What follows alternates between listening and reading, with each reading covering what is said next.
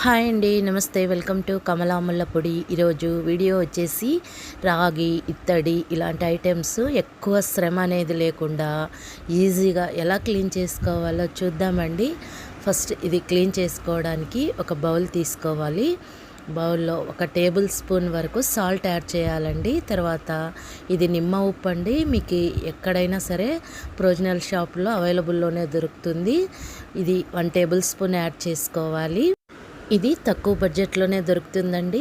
మనము 1 table spoon salt, అలాగే 1 table spoon నిమ్మ ఉప్పు తీసుకుంటే 1 కప్పు దాకా వాటర్ యాడ్ చేసుకోవాలి మీడియం సైజ్ కప్పుతో. ఇప్పుడు అంతా కలిసే విధంగా ఒకసారి అంతా మిక్స్ చేసుకోవాలి. ఇది తొందరగానే కరిగిపోతుందండి. ఇప్పుడు ఇది ఎలా క్లీన్ చేయాలో చూపిస్తున్నానండి.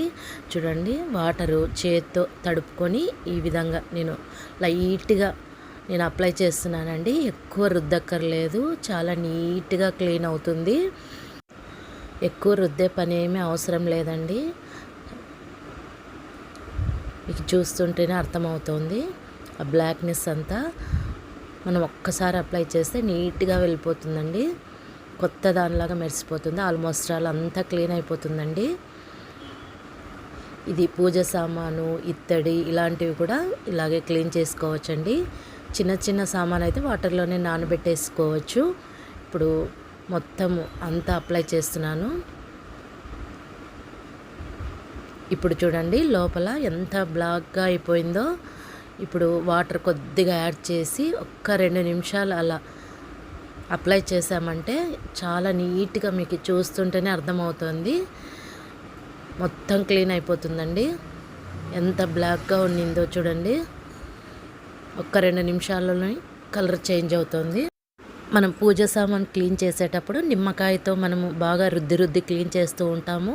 కానీ 2 or 3 డేస్ లోపల బ్లాక్గా అయిపోతూ ఉంటుంది. అలా కాకుండా ఇలా నిమ్మ ఉప్పు, సాల్ట్ వేసి ఒకసారి ట్రై చేయండి. ఎక్కువ రోజుల వరకు మనకి ఇలా షైనింగ్గానే ఉంటుందండి. 10 డేస్ దాకా. చూడండి, మొత్తం ఆ బ్లాక్నెస్ అంతా ఈ వాటర్లోకి వచ్చేసింది. చూడండి, పాత్ర ఎంత నీట్గా షైనీగా వచ్చేసింది. ఎక్కువ రుద్దనవసరం లేదండి. ఊరికి అప్లై చేస్తే చాలు, ఎక్కువ కష్టపడక్కర్లేదు. ఇప్పుడు మామూలుగా మనం పాత్రలు తోముకునే సోప్తో మనం క్లీన్ చేసుకోవచ్చు. ఒక్కసారి అలా స్క్రబ్బర్తో క్లీన్ చేసుకున్నామంటే చాలండి.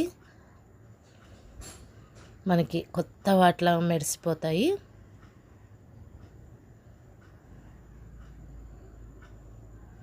లోపల కూడా అలా క్లీన్ చేసుకోవాలి.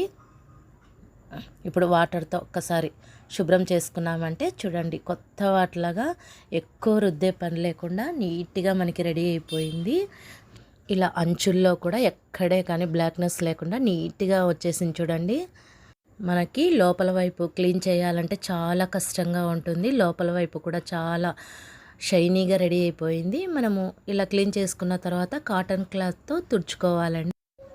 ఇలానే పూజ సామాను, ఇత్తడి సామాను చాలా ఈజీగా వాటర్లో వేసి ఉంచి క్లీన్ చేసుకోవచ్చండి. ఇది పెద్దదిగా ఉంది కాబట్టి అప్లై చేశాను.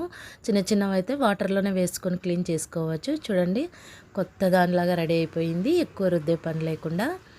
మీరు కూడా ఇలా ఒకసారి ట్రై చేసి చూడండి. ఎంత తొందరగా క్లీన్ చేసుకోవచ్చో మీకే అర్థమవుతుంది.